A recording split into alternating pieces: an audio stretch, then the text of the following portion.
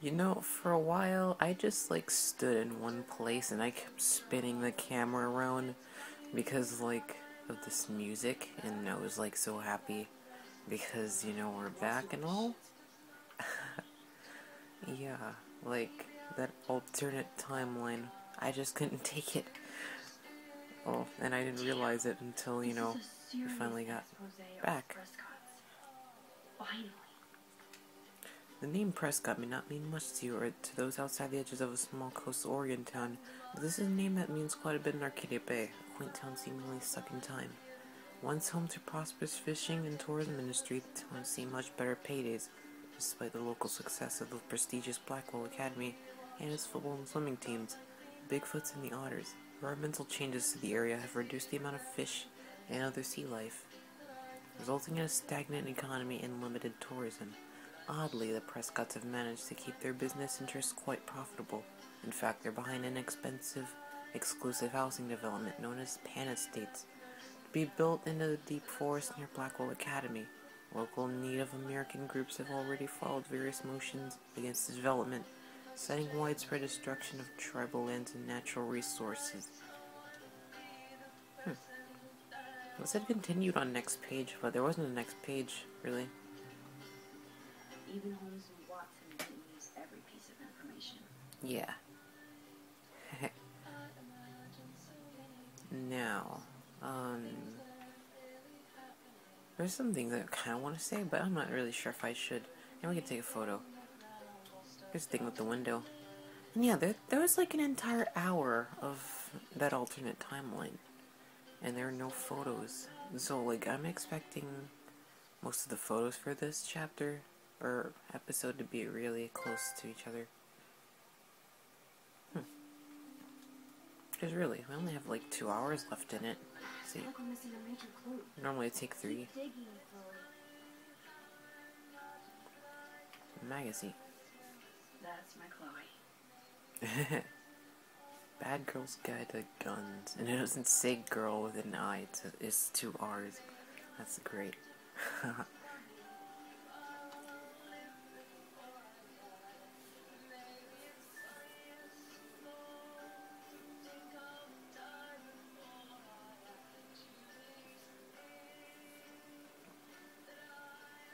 So close yet so far away. We have to do 3 main things. Right. What things? 1. Decipher Frank's logbook. 2. Get Nathan's phone to find out where he's been during the Vortex Club parties with Kate and Rachel. And see whatever hidden shit he's got in his messages. Oh. 3. Beat Step Douche down until he tells us about Frank, Nathan, and the dark room. Oh, I hope we don't have to beat him down. We'll have to do this on Keep it in your pants, gun. At least let me kick his ass, then rewind. Fine, whatevs. Zero power. Which I can't waste on shit like that. Or Blackwell would be in big trouble. You know, if I rewinded Let me take that money to pay Frank off. Don't remind me. Hold on. I just want him off your back. Our back. I know. You should get busy in the garage to see what dirt you can dig up. I'm gonna cyberstalk some names and see where that leads. Or to who. And be careful of Step Crack. Step He's not Crack. gonna be a Oh my happy god. camper after you reamed him yesterday and Mom was giving him the boot. I'm on it, partner. If she beat him I can't abuse down. this level of my rewind power. It's way too dangerous, and I need to navigate the present without messing up the past. Yeah, definitely. So we don't want another incident like that. I mean, seriously, Chloe just gets shit on, like, so much. She has the worst luck. I feel so bad. I wish I could tell Chloe how much William cared about her. Staying up all night is the best excuse to drink lots of coffee. Lots. But yeah, if she beat him up and then I rewinded, then you wouldn't get the satisfaction of having beat him up. Yes, Only Chloe Price I was would. there. Or of watching it. Pretty much. That's when we're this close to finding Rachel. Snowdo? Chloe, you're on.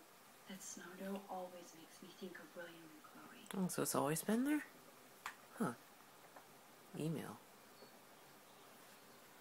I should have known just erasing that phone message wouldn't stop the police.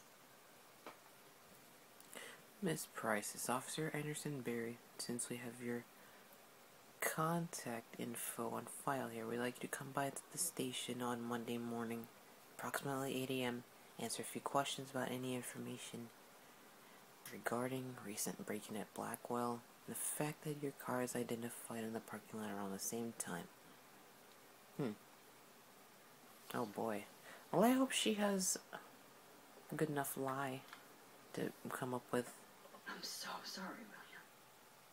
It's not fair you had to die twice. Yeah, it's horrible. But you know, sometimes you just have to accept death. I don't think you should try to change it in the end. This butterfly photo seems like 1,000,000 years ago. How much time have I altered since? Lots of time. But you can even see the reflection in the photo. You can rewind if you feel the need to. There's Chloe's cash stash. Sorry, Principal Wells.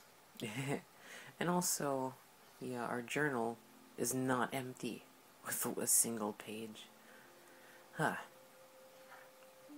see here. Okay, starting from here. First thing we had to do was get Frank's scary dog out of the RV, so we did the classic cartoon, give a dog a bone routine, and Cujo became Scooby-Doo just like that. Frank's RV was pretty much what I expected, drug dealer, trash chick. But it wasn't as serial killer as I feared. We ransacked the place and found what Chloe didn't want us to find. Sorry, Chloe had to see pictures of Rachel posing for Frank. Even if she did care about him, there was just another betrayal, just another loved one dumping on her. Everybody she ever loved, she lost one way or another. Only I came back from the past. For what? Make Chloe's life more painful? I just wish I could use my rewind power, go all the way back to the days when we were covered in pancake flour. Life was simple, and not strange. Okay, let's never do the time warp again. I can't even begin to explain what happened. If I think too hard about ramifications, my brain might just melt. When I try to describe it, it's as if I'm describing something that happened to someone else. Chloe was so upset when we discovered that Rachel had actually been involved with Frank Bowers. She just blew up. I never talked to her alone, and she's like this. I just get so tired of having to walk on eggshells around her emotions. She still blames William for a messed up life, no matter what she knows. Or no matter how much she knows she's being unfair. I can't say that I wouldn't be just as messed up. Not that I am not in my own way. In my room, all I was thinking of was I wish I could go back in time and help Chloe. And suddenly I was looking at the photograph William had taken of us on the day he died. It started pulsing like it was 3D, like I could see inside the photograph. Then I found myself actually back in the photo to when I was 13 years old. It's back in Chloe's kitchen in the year 2008. With Chloe and William, right before he left to pick up Joyce for the last time, since my powers somehow morphed to this new level of rewind. I decided there was no way I was going to let William die again, so I played hide the keys until he had no other option but to take the bus. I was so happy I actually saved William. I never thought about what could go wrong. I knew I was screwed when I came out of my epic rewind and saw Victoria chase, but now she was my friend and I was a member of the Vortex Club. Enough said. I knew I had screwed up. And then I felt sick thinking about what might have changed with Chloe. I had a clue when I saw David Madsen driving the school bus. He sure didn't look so threatening anymore. I didn't want to know how he ended up as a bus driver instead of with Joyce. I felt my heart drop when I rushed to Chloe's house. So when William opened the door, I prepared myself for the worst. That's when Chloe rolled forward in her wheelchair. Paralyzed from the neck down, I didn't even know what to say. So I covered my mouth in my typical gesture of shock and stupid. But Chloe's smile was so genuine and beautiful, I almost cried. Yeah, that was definitely a nice thing. I had to adjust to everything without freaking out or telling Chloe that I actually altered time and space to save her father. But get her in a car accident so that she can never walk again. The thing is, she was still Chloe, just minus all the rage. This Chloe was just grateful to be alive and have her family watching over her. Chloe begged me to spend the night, and of course I did. I noticed how run-down parts of her home were compared to before.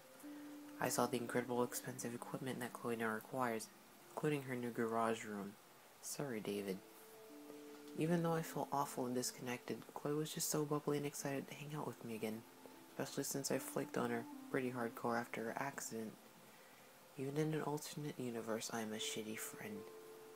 Chloe's world was so new and unique to me, especially her strength in kindness and pain.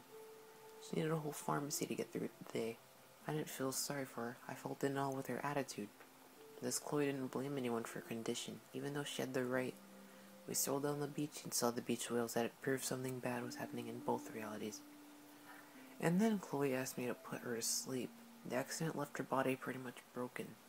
Her lungs stopped working properly, and she was basically dying a slow, painful death. She also felt so guilty about her parents' sacrifice and dwindling income. She wasn't erratic or tortured about this request, just practical, which made me feel even more terrible for putting her in this situation. I agreed to help her simply because she explained that she wanted to have a choice for the last time in her life. How could I argue with that? Especially since I knew I screwed up the entire universe by making a simple decision. And I knew I would have to go back eventually and accept the timeline that actually happened. So Chloe and I had one last movie night watching Blade Runner, falling asleep to the sounds of Vangelis, and when I woke up I put my best friend to sleep forever. After my visit to Chloe's new world, I knew it was time to go to Max to the future. I had seen the result of my temporal tampering, and I got scared thinking my new power wouldn't even work anymore. That would have been cruel karma. Fortunately, I was able to project myself into the photograph one time. Once again, I mean, and undid everything I'd done. Goodbye, William, again. Hello, David, again. And we got texts. So many texts, jeez. I guess I can read them later. Man, so many. Alright. Bird! That poor little bird has been trapped in here. God damn it. What's with that bird? He's always in here. Here, let me check the photos again. You know. Eggs. Looking for eggs. Okay. And rocks. Turn on them bathroom lights. They're always in here. Oh man. And it's empty. With no medicine cabinets.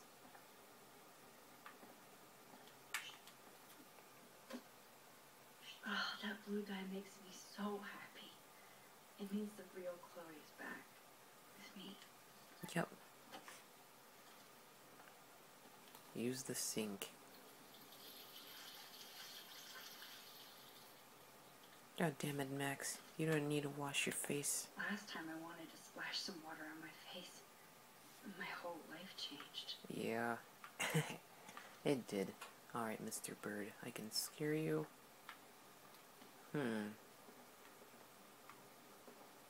You know, I didn't free the bird in the last episode, so I might have missed out on a photo opportunity. Poster advertising Arcadia Bay after tomorrow night. You know what? No, I don't think they would do that, because that would really screw me over for photos.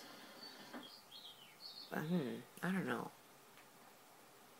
I can lead him out of here like this. Since David might be in there, I better mosey along for a change. Wait, why is he still in here? Shouldn't he be, like, at a hotel? Like, Joyce kicked him out, you know? Alright, Mr. Bird. You're leaving. What? I can close the window. Let's see what happens when I do that. Where does he go?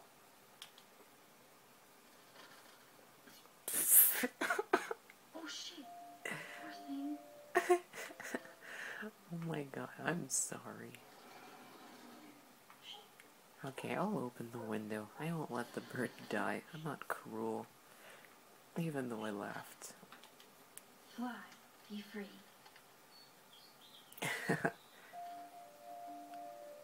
God damn it. I don't feel right doing this, but okay. Mr. Bird, you can go free.